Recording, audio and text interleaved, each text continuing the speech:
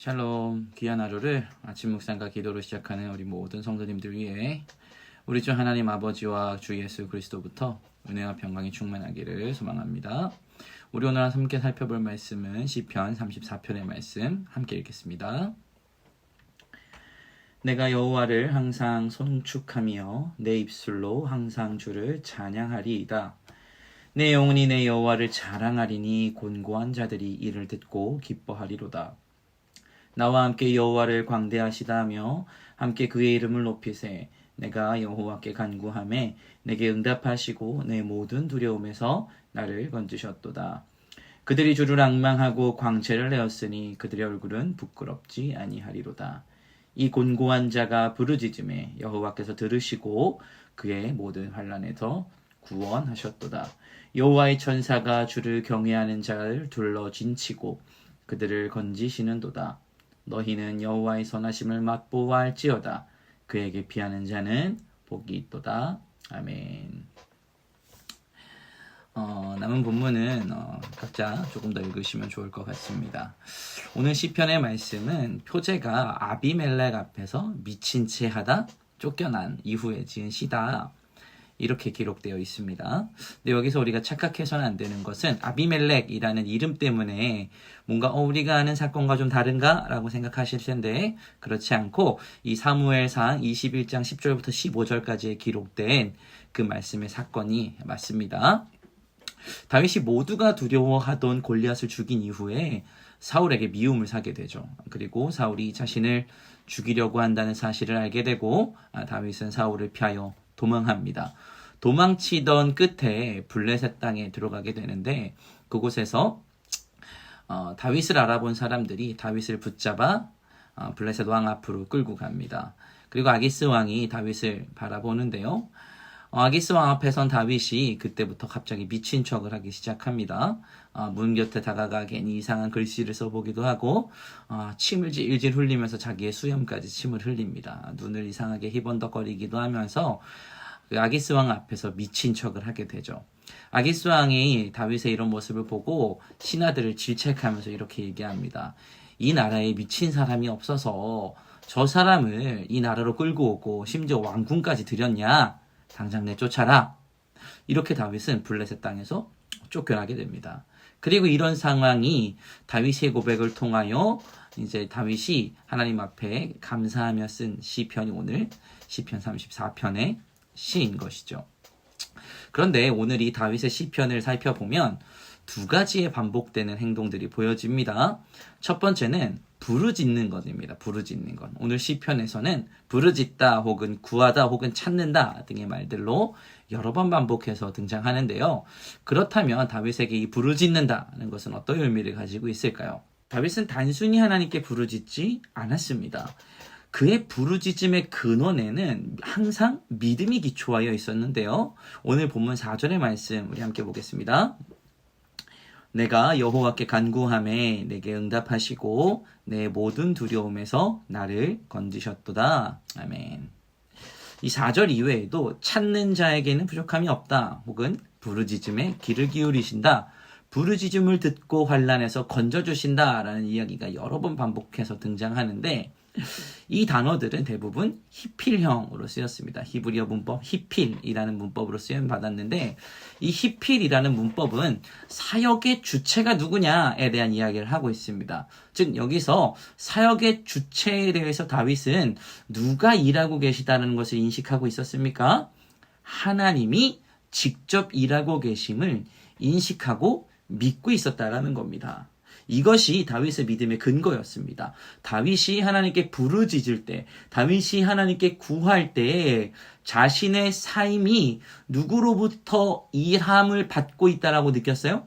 하나님이 자신의 삶을 통해서 직접 사역하고 계시다라는 것을 다윗은 알고 있고 믿고 있었기 때문에 이러한 믿음을 기초로 하나님께 부르짖고 구할 수 있었던 겁니다.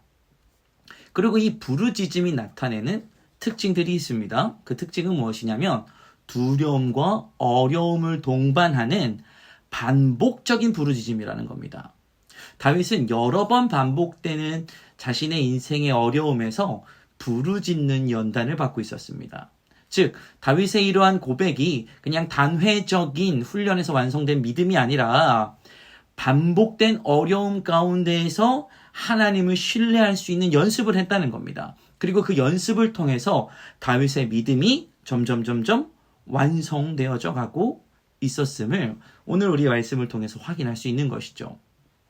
사랑하는 성도 여러분, 혹시 하나님께서 우리에게 어려움과 두려움을 주는 곳에 우리의 상황을 두셨습니까? 자녀의 문제로, 사업의 문제로, 혹은 관계의 문제로, 금전적인 문제로, 생활의 문제로, 건강의 문제로 두려움과 어려움 가운데 계십니까? 그렇다면 그것은 하나님께서 우리를 다윗과 같은 믿음으로 연단하기 위한 하나님의 마음이라는 사실을 기억하시기를 축복합니다. 그리고 이것이 우리에게 은혜가 됩니다. 그렇다면 우리가 어려움과 두려움의 한복판에 던져지는 것이 어때서 우리에게 은혜가 되는 걸까요? 그것은 두 번째로 우리가 나타낼 수 있는데, 다윗은 하나님께 부르짖기만 하지 않았습니다. 그는 반복적으로 하나님을 찬양했습니다. 사실 부르짖음보다 하나님을 예배하고 경외하는 장면이 오늘 시편에서 더 많이 등장합니다.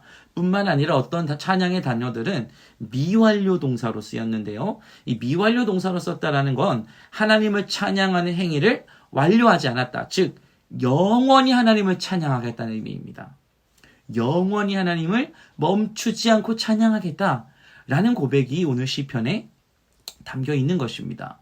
그리고 이 찬양의 행동 역시 반복되어져서 등장합니다. 그 이유가 무엇입니까? 찬양하는 일 역시 훈련해야 하기 때문입니다. 여러분, 찬양과 기도는 훈련을 통해서만 완성됩니다. 찬양을 훈련하지 않으면 찬양하는 입술을 만들 수 없고, 기도를 훈련하지 않으면 기도하는 입술을 만들 수 없습니다. 어려움과 두려움이 찾아올 때 우리가 찬양하고 기도하려면 끊임없이 훈련해야 합니다. 그리고 오늘 다윗은 자신의 삶의 어려움과 두려움 속에서 끊임없이 하나님을 경외하고 있었고, 그 하나님 앞에 부르짖고 있었습니다. 그렇게 다윗이라는 믿음의 성도 한 명이 완성되어진 것입니다. 신앙생활을 오랜 시간 해오다 보면 나도 모르게 타성해졌게 됩니다. 기도하는 일과 찬양하는 일에 실증이 나게 되기도 하죠. 그런데 정작 우리 삶의 위기가 찾아올 때 우리는 이 반복된 찬양과 기도를 했음에도 불구하고 하나님 앞에 기도하지 않고 찬양하지 않습니다. 만약에 우리가 삶의 어려움과 두려움 가운데에서 찬양과 기도가 나오지 않는다면 우리의 찬양과 기도는 아직도 훈련되지 않았을지도 모릅니다. 오늘 아침에 우리의 믿음이 얼마만큼 연단되어 있는지를 주님 앞에서 겸허히 확인하는 시간이 되기를 소망합니다. 그리고 내게 허락하신 시련을 통해 주님, 나의 믿음을 더욱 단련하여 주시옵소서라고 고백할 수 있는 멋진 그리스도인들이 되시기를 주님의 이름으로 축복합니다. 우리 함께 기도하겠습니다. 사랑해 주님, 감사합니다. 우리에게 허락하신 시련을 통해 우리의 믿음이 더욱 단단해지게 됨을 고백합니다. 시련이 찾아올 때 주님께 더욱 감사할 수 있는 그리스도인들이 되게 하여 주시옵소서. 그러나 주님, 우리의 믿음이 연약하여 시련이 찾아오면 우리는 그 시련을 피하여 도망치기 바빴습니다. 두려움이 찾아오면 두려움에 굴복하였습니다. 세상이 두려워 굴복하였고 세상이 힘들어 타협하였습니다. 그리고 이러한 믿음 없는 나의 모습이 지금 나의 믿음을 더욱더 연약하게 만들었음을 고백하오니 주님, 이제는 주님을 향한 기도와 찬양을 멈추지 않게 하여 주시옵소서. 모든 상황 속에서 주님을 구할 수 있는 믿음의 용사들이 되게 하여 주시옵소서. 어려움과 두려움을 만나도 주님께 찬양할 수 있는 믿음의 자녀들이 되게 하여 주시옵소서. 오늘 아침 우리에게 다윗과 같은 믿음을 허락하여 주시옵소서. 감사드리며 예수님의 이름으로 기도합니다. 아멘. 우리 오늘 기도할 도고 기도 제목은 보은교회를 위해서 같이 기도하겠습니다. 첫 번째로 우리 최우성 목사님을 위해서 같이 기도하실 때 어려운 상황 속에서도 보은교회를 주님의 몸된 교회로 잘 세워갈 수 있도록 기도해 주시고, 온 식구들이 영육 간의 강건함 가운데 기쁨으로 살아가며 우리 시은이에게 하늘의 신령한 지혜와 총명을 주셔서 하나님께 멋지게 사용되는 선한 도구로서의 삶을 잘 준비되게 하시고, 또 교회의 열악한 환경 속에서도 하나님께서 필요를 채워주심을 경험하며 기쁨과 감사함으로 든든히 세워지는 가정이 될 수 있도록 함께 기도해 주시길 원합니다. 두 번째로 우리 본 교회를 위하여 기도하실 때 삼동면을 하나님의 나라로 확장하는 사명을 충실하게 잘 감당하는 교회로 든든히 세워지게 하시고, 연로한 성도님들이 많으신데 하나님께로부터 주어지는 은혜로 강건함을 누리시고 하나님의 사랑으로 서로를 돌보고 세워가는 공동체가 되어 마을 주민에게도 힘있게 복음을 증거하는 교회가 되도록 우리 함께 기도하길 원합니다. 우리 마지막으로 교회를 위하여 기도하실 때 육신의 질병으로 치료 중에 있는 식구들과 생활에 어려움을 겪고 있는 식구들과 군 복무 중인 형제들과 타 지역에서 머물고 있는 교회 식구들과 학업 중에 있는 청년들을 위해 기도하시고 각자 기도 제목 가지고 함께 기도하겠습니다. 우리 같이 기도하겠습니다.